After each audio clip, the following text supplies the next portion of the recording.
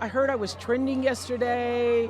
Yeah, Oprah did trend on January 7th, the day before the Golden Globes, as people blamed her once again for Warner Brothers being cheap when it came to the production of the Color Purple movie musical, which Oprah was an executive producer on. So on January 8th, when she stepped onto the Golden Globes red carpet and then stepped onto Entertainment Tonight's platform, Oprah didn't need to be prompted with any questions. Yes, and I would just like to say about this whole Taraji, I'm just tired of working so hard, being gracious at what I do, getting paid a fraction of the cost. We as producers, everybody gets their salary. That's negotiated by your team. After Taraji's tired tears over pay disparity during a SiriusXM interview, Twitter blamed Oprah on December 19th to December 20th. People are saying that I was not supporting Taraji. I see what you do for another production, and when it's time for us to go to bed, you don't have any money. They play in your face. I'm not in charge of the budget because that's Warner Brothers. You know, that's the way the studio system works. Then on December 21st, Twitter and TikTok took this video from when the cast visited the Empire State Building on December 12th and decided that Oprah and Taraji's body language meant that they were feuding. On that particular day, we were so cold. So I don't know what kind of body language people were talking about. I was like just trying to stay warm. On December 21st, when Taraji became aware of this whole fake narrative that Twitter was creating, she posted a photo of her and Oprah at the Empire State Building from 9 days previous and wrote, "Miss Oprah has been nothing less than a steady and solid beacon of light to all the cast of The Color Purple. She's provided encouragement, guidance, and unwavering support to us all. She told me personally to reach out to her for anything I needed, and I did. It took one call, one conversation, and one decision-making black woman to make me feel heard. Thank you, Miss Oprah, for all that you do."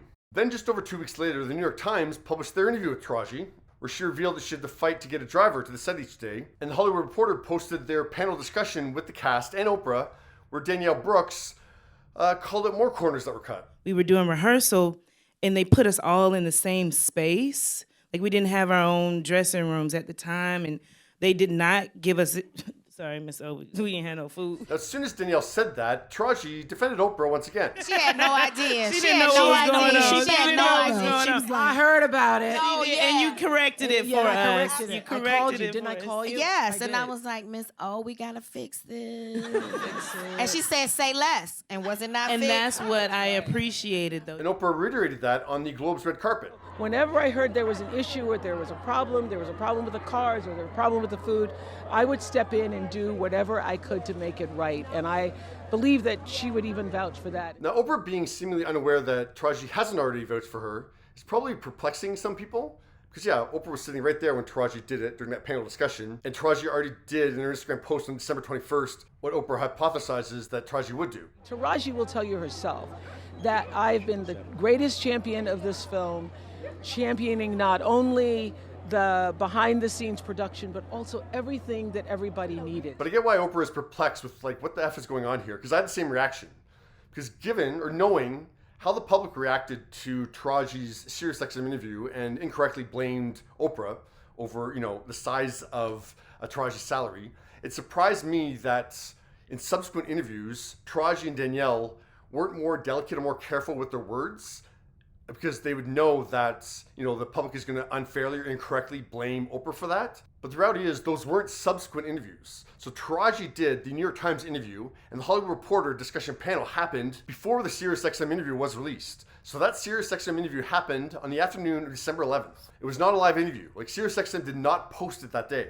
So that evening of December 11th, that same day, they all went to the Crosby Hotel in New York City for a special screening of the film and that panel discussion. Oprah has no idea what was said in that SiriusXM interview, and Taraji doesn't know, what the result of her words in the SiriusXM interview is going to be. The only thing that's really real is that I can see why Danielle having the confidence to call out the other ways that Warner Brothers cut corners, because she was sitting right beside Taraji earlier in the day when, Taraji said all that.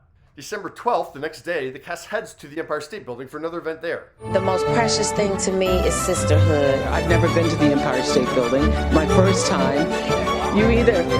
You too. We're all firsties. In the New York Times article, the writer, Kyle Buchanan, timestamps the interview as happening mid-December. So I don't know the exact date the interview happened, but I do know that it happened before December 18th, because that is the final day of the press tour for the Color Purple cast. All right, everybody, it's a wrap. We've been out here on these purple streets for days and days and days. It feels like all my life. We had to fight, but no, and today's a wrap. and we now offer the color purple to you all. The next day, December 19th, is the day that SiriusXM posted their interview with Taraji, and all that chatter began. And then the Empire State Building video is taken out of its real place in the timeline and put after this, and it's like, yeah, it got all convoluted. There's no validity to there being a thing between Taraji and I. The New York Times wasn't wrong for publishing their interview with Taraji, weeks later. That happens with every print interview. There's always weeks between when an interview actually happens and then when it's actually published in a magazine.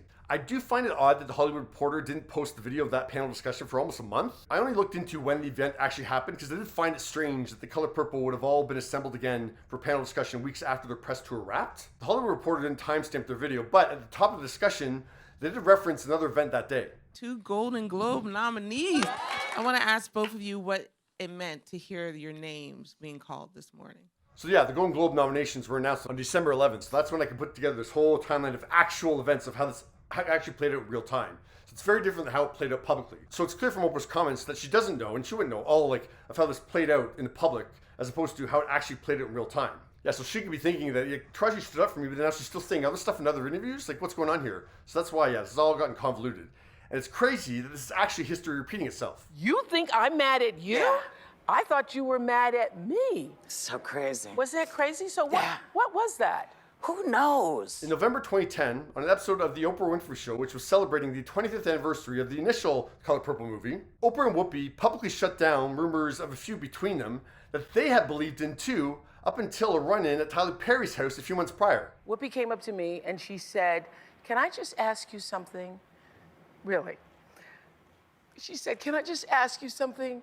Did I do something to you?" She says, "All these years, we've been disconnected, and I just want to know, did I do something?" I said, "All these years, I thought you were mad at me." So once again, circumstances have come about that people think there's an issue between Taraji and Oprah, and even though Taraji's already shut it down because of, when media outlets release their material, Oprah's thinking, oh, Taraji's still saying stuff in the press about me? What's going on here? So yeah, it's possible they're going to think there's a feud between them, and I'll deal with this to 2048. So I'm hoping that me doing all this makes it clear that no, there's no feud between you guys, okay? And to all of you viewers too, there's nothing going on between Taraji and Oprah, okay? Oh, I'm tired. I'm all for everybody being the greatest and rising to meet the rising of their own life.